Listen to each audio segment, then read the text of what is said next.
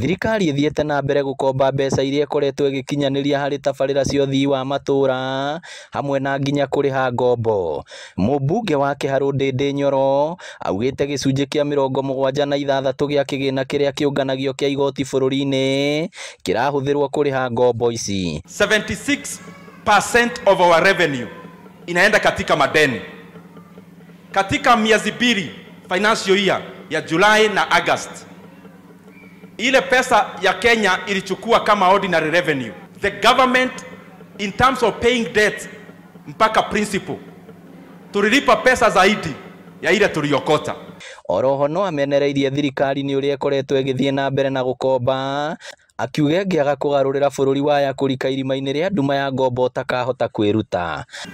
It is apparent that in the last 8 months alone, the government of Kenya borrowed 1 trillion Kenya shillings. 8 months alone.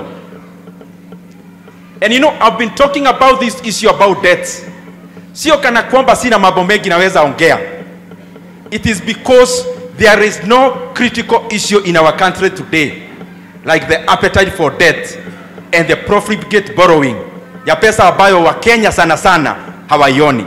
Augite handu ha thirikari guka na njira cia gukura bururi thina-ini uyu iraturira aria maramiruta mahitia na kung'ethanira nayo mieke ya mawira ita njira ya kumakiria. Ciegie tabarira ya mbeu njithi ya Nyota magite na mirugamo ngurani na mwandiki mukaru ministry-ini ya mathako Elijah Mwangi.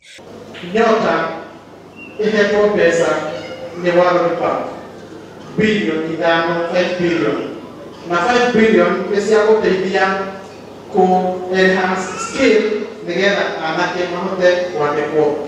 Kama World Bank wanatupea bilioni 5, si serikali ya Kenya ikiweka bilioni 5, wale yuzo wanapewa waongezeke maradufu, ama badala ya kupewa 50,000 wapewe hata 100,000 waanze biashara mzuri.